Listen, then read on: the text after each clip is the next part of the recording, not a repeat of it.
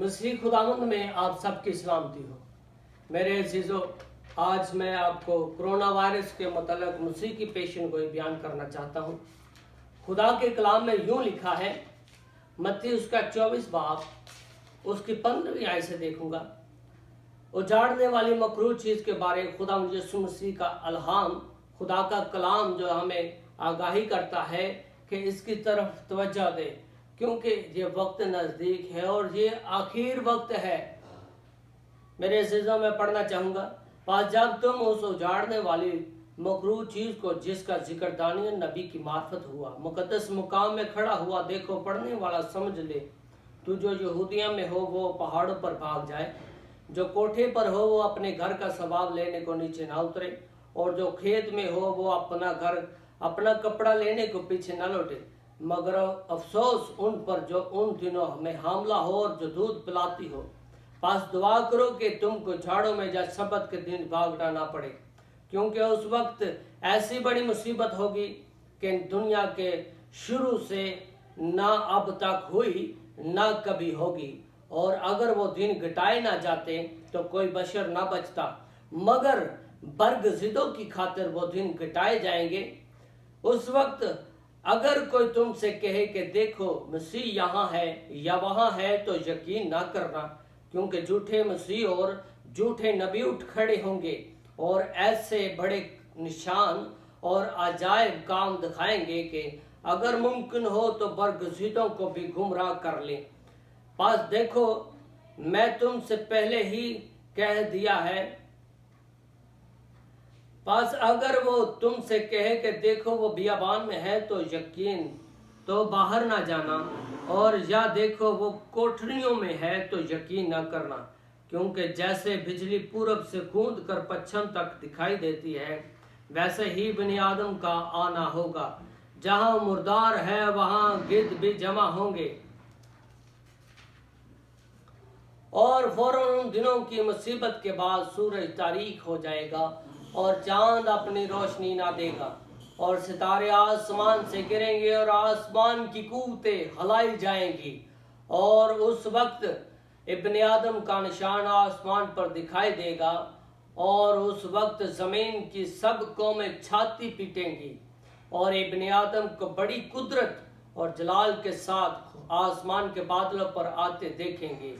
कलाम मुकद्दस के पढ़े जाने सुने जाने पर खुदा उनकी बरकत हो, खुदा उनका शुक्र हो। मेरे अज़ीज़ों, कोरोना वायरस वुहान सिटी शहर में जनवरी 20, 2020 को मुतारफ हुआ, जिसमें 291 केस आए।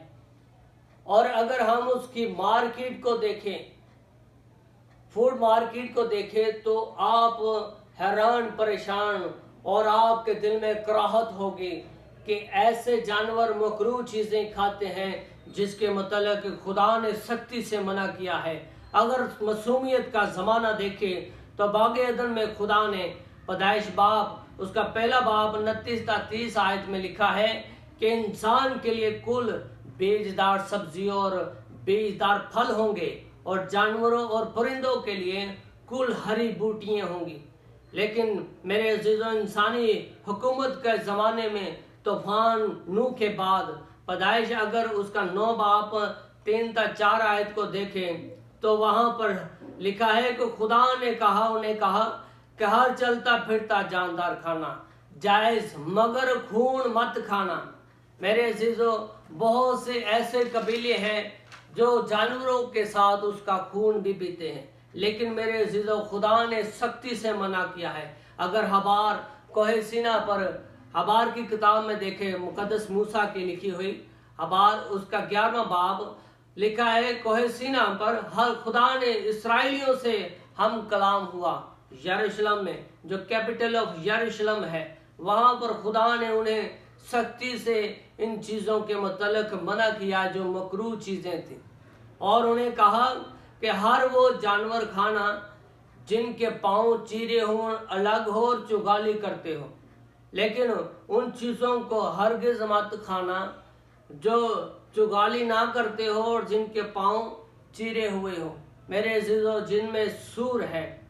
अगर हम इसको डिटेल वाइज पूरा पढ़ते हैं तो वहाँ पर बहुत सी ऐसी चीज़ों के मतलब खुदा ने ऐसी चीज़ों के मतलब बयान किया है जो मकरूह चीज़ें हैं, जिनको खाने पीने से सख्ती से मना किया गया है। और मेरे अज़ीज़ों, आज खुदा का कलाम यही बताता है, और ये आज से 2000 पहले मसीह यस्सु के मुबारक मुंह से सादर किए हुए अल्फाज है, जिसके मतलब बयान किया है कि मकरूह चीज़ के ज़रिए एक वबा आएगी, और अगर समझने वाला पढ़ ले तो इसके लिए बेहतर है। और मेरे अज़ीज़ों, मैं एक बात बहुत हैरानगी से सोचता हूँ कि ऐसे जगहों पर भी ये वबा गई जहाँ पर खुदा के लोग, खुदा के बरगज़िदा है। तो मेरे अज़ीज़ों, अगर आप खुदा के बरगज़िदा है तो आपका काम है कि दूसरों को मकरूह चीज़ खाने से मना करना।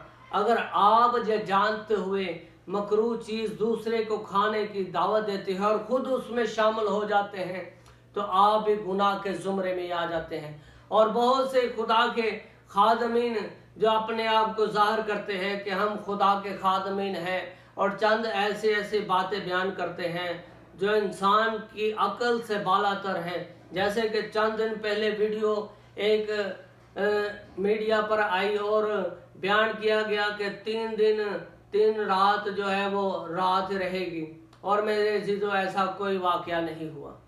और अब ये कह रहे हैं लोग कि साइंटिस्ट बता रहे हैं कि 29 तारीख को क़यामत होगी। तो मेरे अज़ीज़ों, जहाँ पर अगर हम खुदा के कलाम को देखते हैं तो खुदा का कलाम जो हमें राहक और ज़िंदगी की तालीम देता है, और खुदा का कलाम जो बरहक है और सच्चा है, और जहाँ पर खुदा हमें खुद बताता है, खुदावंद यीशु मसीह जो कि बज़ाते खुदा का बेटा है हमारे अकीदे के मुताबिक, और हम इस बात को तस्लीम करते हैं और मानते भी हैं कि खुदावंद यीशु मसीह ही खुदा का बेटा है। वो कहते हैं, लेकिन उन दिनों, मत्ती उसका 24 बाब उसकी 32 से 36वें आयत में हम देखेंगे, लिखा है, लेकिन उन दिनों, उस दिन और उस घड़ी की बाबत कोई नहीं जानता, ना आसमान के फरिश्ते न बेटा, मगर सिर्फ खुदा, यानी कि खुदा बाप जो हर चीज को जानने वाला खुदा है। मेरे अज़ीज़ों, खुदावंद यीशु मसीह ने बेटा होते हुए, जबकि हर चीज उसके अख्तियार में है, लेकिन उसने अपनी बढ़ोतरी नहीं बल्कि खुदा की, अपने बाप की बढ़ोतरी को बयान किया है कि मैं घटूं और वो मुझ में बढ़े और वो मुझ में इज्जत पाए। और मेरे अज़ीज़ों, कोई भी बेटा अपने बाप के खिलाफ या उसकी मुखालफत नहीं करता, और जो मुखालफत करता है या उसके खिलाफ चलता है तो मेरे अज़ीज़ों वो उससे दूर है, वो उसकी वफादारी से दूर है। और मेरे अज़ीज़ों, हमें चाहिए कि हम खुदा की बातों को, खुदा के कामों को, खुदा के अहकामात पर अमल करते हुए अपनी ज़िंदगियों को बसर करें।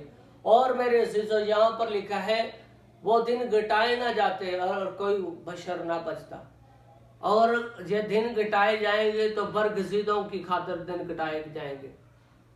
और मेरे अज़ीज़ों, आज जहाँ अल्हामिया फ़िक्रिया है, और इस बात की हमें फ़िक्र करनी चाहिए, और फ़िक्र होनी भी है, क्योंकि हर तरफ लॉकडाउन है, हर तरफ हर एक अपनी गहमा गहमी में फंसा हुआ है, और जहाँ रिज़्क़ की बढ़ोतरी है वहाँ अब रिज़्क़ की कमी महसूस हो रही है। लोग अपने बच्चों के लिए खाना ढूंढ रहे हैं। और मेरे अज़ीज़ों, ऐसा ना हो कि हम अपनी ही औलादों के मुख्ताज हो जाएं।